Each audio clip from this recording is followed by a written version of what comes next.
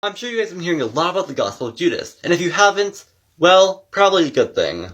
So I read the entire book. It was really short though, so it didn't take me long, but in this video we're gonna go over if it should be canon or if it not be canon. If it has contradictions, just things like that, the basic things. As well as how it was written and just the basics of it. So the Gospel of Judas was written around 200 to 320 AD. Some people say 400 AD, but that's kinda out there to me. So Judas could have not written this book since he would have been dead.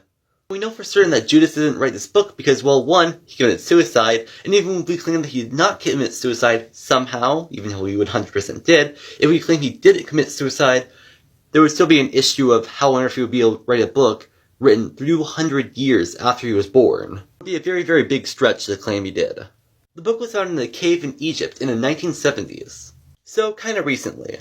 The book is just kind of conversations between Jesus and the apostles, but there's a large twist between the book. Jesus is portrayed as a good person, the wisest of the apostles and Jesus' best friend, while the other apostles are seen as like fools, so kind of different. Several times throughout the book, Jesus would just make fun of them, or just simply laugh at their questions. Later on in the same chapter it says this, "His disciples said to him, 'Lord, what great generation is better and holier than us, that is not in these realms?' Now when Jesus heard this, he laughed."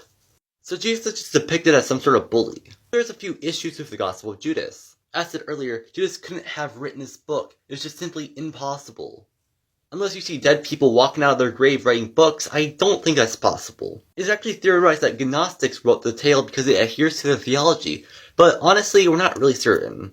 The author of the book is just anonymous, we just simply don't know. Since we're running out of time, we're just gonna go over one contradiction. If you guys want more, I might make a part 2.